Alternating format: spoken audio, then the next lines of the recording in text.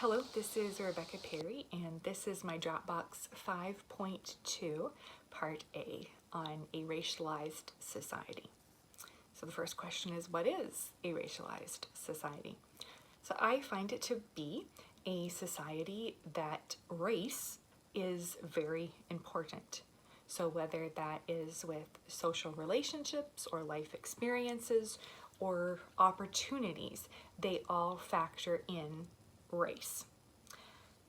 In seeing some of our different founding fathers of their thoughts on this, Charles Finney's attitude kind of stood out to me in this, that he did not agree with slavery or racism, but then he settled for racialization, saying that he knew that these things were wrong, but the idea of race still being important he could work with.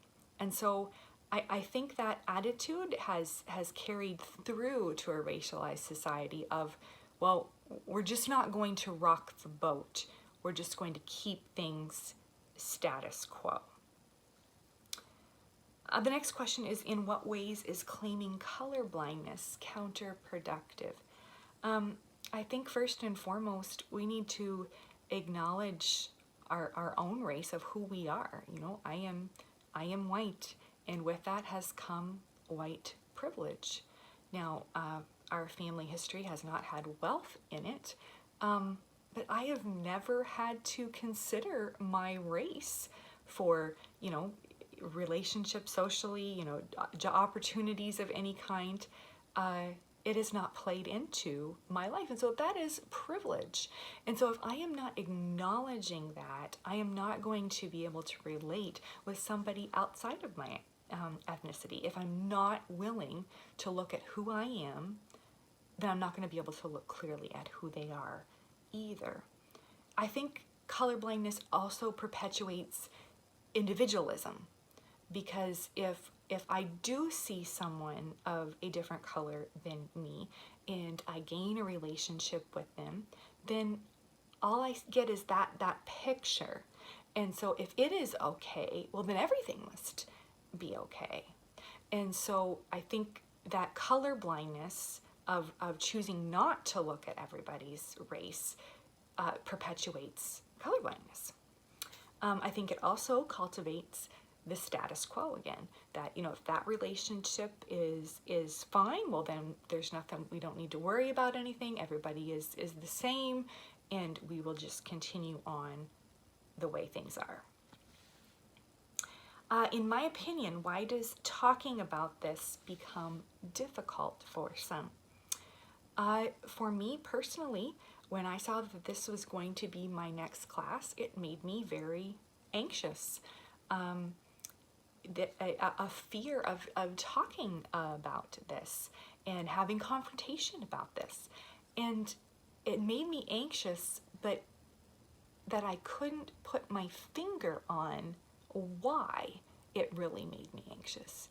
And I think that is what's so dangerous about this idea of racialization, is I don't think the majority of people can really put their finger on what that actually is. And I think that makes us anxious, that makes us nervous. We're not really able to talk about what we can't put our finger on. And then in our society of, you know, of tolerance and political correctness, we don't ever want to come across as if we are racist. And so let's just not talk about it. Let's not get upset with each other, and we will just leave things the way they are. And then last, what ways are organization and structure of the church, how does that contribute to the problem?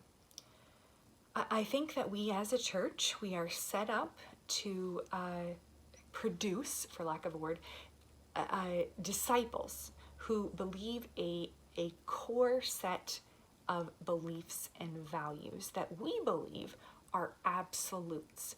And there are absolutes to our faith, things that we cannot veer from, things that aren't a matter of opinion. They are truths, and those are important. But I think down through the years, looking at this material and the history, we have added things to that core set of values. And so these things keep getting added to it and added to it. And now we've got this big thing that we're trying to reproduce in people. But I don't think that they're necessarily all the things that are going to help or assist the kingdom, because they are not the absolutes that God is calling us to. And I think in recent history, especially in the US, this core set of beliefs, there has been added a political stance to that core set of beliefs and values, and that you have to agree with the politics that are in a lot of ways, they do not align with what Christ has as our center. And so I think these structures, our discipleship process, our membership process, all these things contribute to a set of beliefs that aren't necessarily all right to the core value that Jesus would be having us to reproduce in people. And so, yeah, we've got to make some changes to what we have as our core values and the way that we pass them down, that they are coming across with clear truths from Scripture that acknowledge and help in matters of race.